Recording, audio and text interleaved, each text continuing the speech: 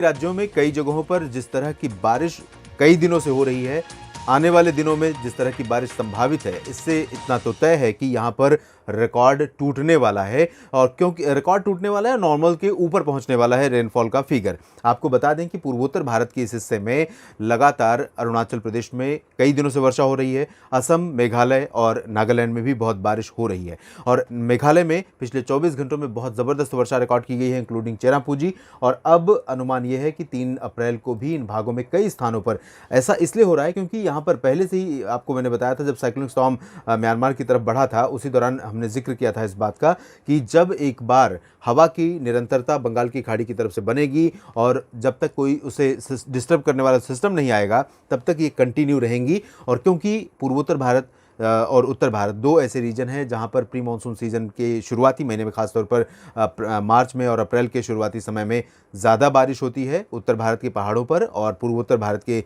इन राज्यों में। तो यहाँ उत्तर भारत तो फेल रहा है, पूर्वोत्तर भारत के राज्य भी पिछले दिनों फेल रहे हैं, लेकिन अब यहाँ पर बारिश बढ़ी है। तो अनुमान ये है कि यहाँ पर बारिश का सिलसिला जारी रहेगा। साथ ही साथ बिहार और इससे सटे जो उप हिमालयी पश्चिम बंगाल के रीजन है और साथ ही साथ सिक्किम का क्षेत्र है, इन भागों में कई स्थानों पर वर्षा होने की संभावना नजर आ रही है अगले 24 घंटों के दौरान। और इंटेंसिटी यहाँ पर लाइट टू मॉडरेट रहेगी। बंगाल की खाड़ी की जो हवाएं हैं, आर्द्र हवाएं, उनका असर बंगाल की खाड़ी, पश्चिम बंगाल के गंगेय क्षेत्रों, झारखंड, बिहार के दक्षिणी भागों और पूर्वी उत्तर प्रदेश के ये जो रीजन है, वाराणसी और गाजीपुर के पीछे के पूरब के तरफ और बलरामपुर से लेकर ये जो हिस्सा है तराई वाला नेपाल से सटा, इन भागों में इन हवाओं का असर रहेगा। तो यहाँ पर पूर्वी उत्तर प्रदेश में भी तराई वाले ज़िलों में कहीं कहीं पर बादल बनने की संभावनाएं बन सकती हैं और उत्तरी बिहार के कई इलाकों में वर्षा होने की संभावना है, खासतौर पर किशनगंज, पूर्णिया, खगड़िया और आसपास के हिस्सों में।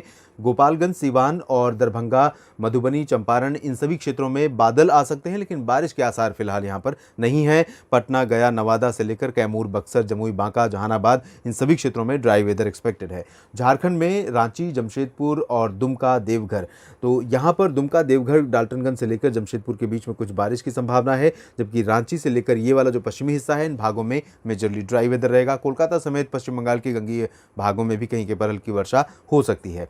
ओडिशा, छत्तीसगढ़ में भी बंगाल की खाड़ी की हवाओं का असर रहेगा और यहाँ पर तापमान में थोड़ी गिरावट हो सकती है। मैक्सिमम टेम्परेचर में खासतौर पर 1 या 2 डिग्री सेल्सियस की कमी यहाँ पर आ सकती है। प्रचंड गर्मी से थोड़ा सा निजात मिल सकती है, लेकिन ज़्यादा नहीं, क्योंकि मॉइस्चर बढ़ेगा, उमस ज़्यादा हो जाएगी और गर्मी और असहनीय हो जाएगी। साथ ही यहाँ पर गर्जना वाले, धूल भरी आंधी देने वाले बादल डेवलप हो सकते हैं, बूंदाबांदी भी हो सकती है और लाइट रेन आइसोलेटेड प्लेसेस पर कहीं भी बन सकती है, ऐसी संभावनाएं।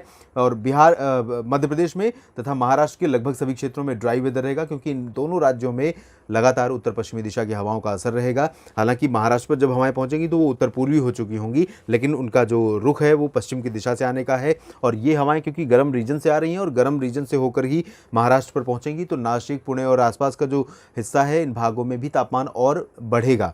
अभी तक थोड़ा सा यहाँ पर रिलीफ थी, लेकिन अब बढ़ जाएगा। तो पूरे महाराष्ट्र में काफ़ी ज़्यादा गर्मी की संभावना है। लेकिन आपको राहत की खबर दे दूं कि 2-3 दिनों के बाद महाराष्ट्र के दक्षिणी भागों में कुछ जगहों पर बारिश की संभावना है। धीरे धीरे और भी शहर इस बारिश के दायरे में आ सकते हैं। गुजरात में ड्राई वेदर, हॉट वेदर लगातार जारी रहेगा। 3 अप्रैल को लगभग गुजरात के सभी शहरों में, सूरत, वलसाड़, नवसारी से लेकर मेहसाना, पाटन तक उत्तर का हिस्सा और ये पूरा सौराष्ट्र का हिस्सा, कच्छ, साथ ही साथ दादरा नगर हवेली और दमन दीव, इन सभी भागों में ड्राई वेदर और हॉट वेदर जारी रहेगा।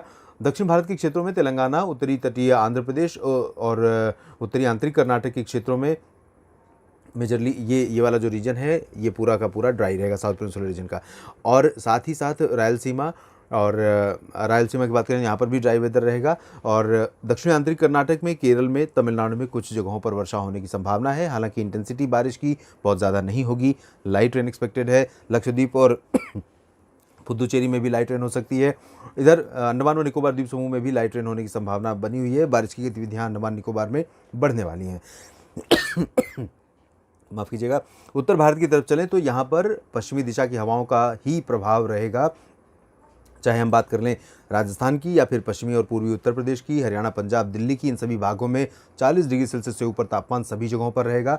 पहाड़ों पर भी ड्राई और हॉट वेदर लगातार जारी रहेगा। देश भर के मौसम पूर्वानुमान के इस बुलेटिन में अभी इतना ही।